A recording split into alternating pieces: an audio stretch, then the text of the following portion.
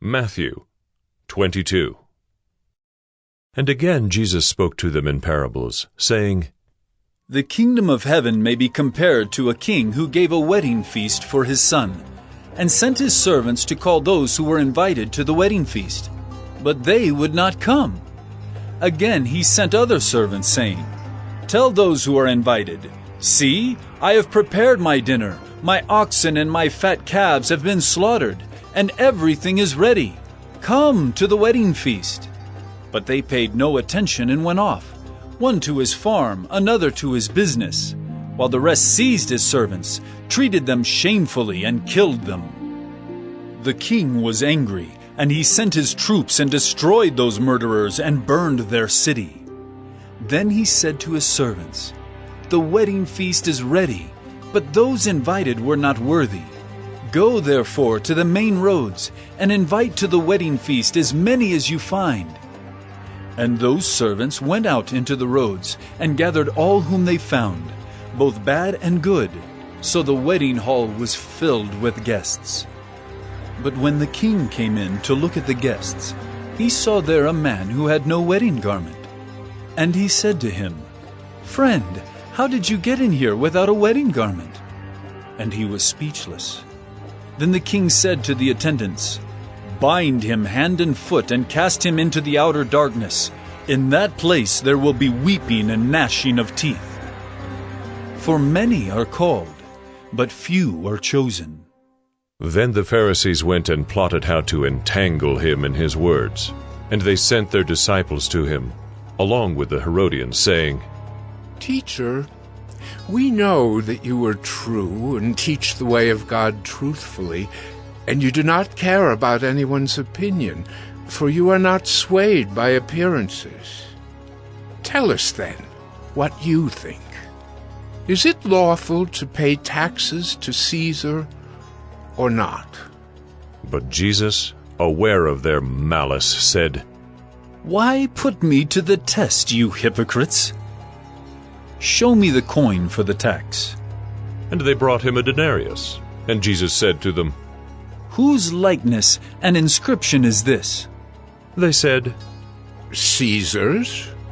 Then he said to them, Therefore, render to Caesar the things that are Caesar's, and to God the things that are God's.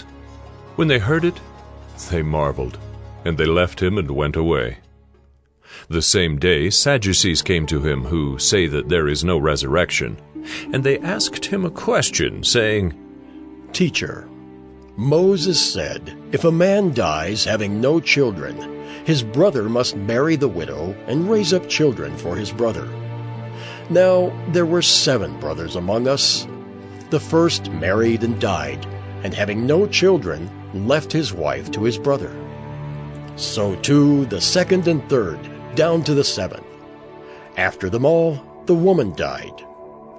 In the resurrection, therefore, of the 7, whose wife will she be? For they all had her. But Jesus answered them, You are wrong, because you know neither the Scriptures nor the power of God. For in the resurrection they neither marry nor are given in marriage, but are like angels in heaven.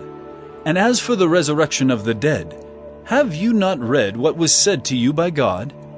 I am the God of Abraham, and the God of Isaac, and the God of Jacob. He is not God of the dead, but of the living. And when the crowd heard it, they were astonished at his teaching. But when the Pharisees heard that he had silenced the Sadducees, they gathered together, and one of them, a lawyer, asked him a question to test him. Teacher, which is the great commandment in the law? And he said to him, You shall love the Lord your God with all your heart, and with all your soul, and with all your mind. This is the great and first commandment, and a second is like it. You shall love your neighbor as yourself. On these 2 commandments depend all the law and the prophets. Now, while the Pharisees were gathered together, Jesus asked them a question, saying, What do you think about the Christ? Whose son is he? They said to him, The son of David. He said to them, How is it then that David, in the Spirit, calls him Lord, saying, The Lord said to my Lord, Sit at my right hand, until I put your enemies under your feet? If then David calls him Lord, how is he his son? And no one was able to answer him a word, nor from that day did anyone dare to ask him any more questions.